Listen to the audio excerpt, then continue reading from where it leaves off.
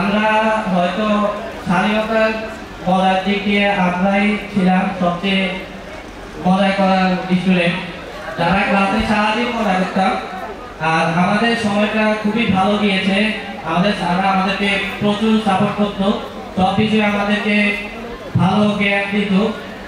তো স্মৃতিচারণের বিষয় নিয়ে আমাদের এক বড় ভাই 2008 ব্যাচ বাপ্পি ভাই বলেছিলেন ক্লাসের মধ্যে বুট মারা বিষয়টা, এটা আমরা 2019 সাল পর্যন্ত ধরে রেখেছি। আমরা শুধু বুট মারার জন্যই চিন্তাম, খাইতাম কম। আমাদের তখন মাহফুজ ভাই আমাদের ক্লাস পরিষ্কার করতেন।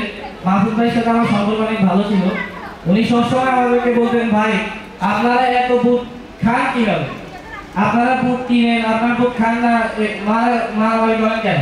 আমরা বলি, ভাই এটা আমাদের একটা মানসিক শান্তি, এই কারণে আমরা এগুলো করি। স্মৃতিচারণ নিয়ে আরেকটি বিষয় হচ্ছে যে একদিন আমাদের আইসিটি ল্যাবে আমাদেরকে ক্লাস করানো হয়। তো ওইখানে আমাদের স্যারে ল্যাপটপটা রাখি চলে যায়। ল্যাপটপ রিয়াজে এই কাজটা বেশি করতো, আমাদের ব্যাচমেট রিয়াজ সিঙ্গারা নিয়ে নিত। ধন্যবাদ ভাইয়াকে।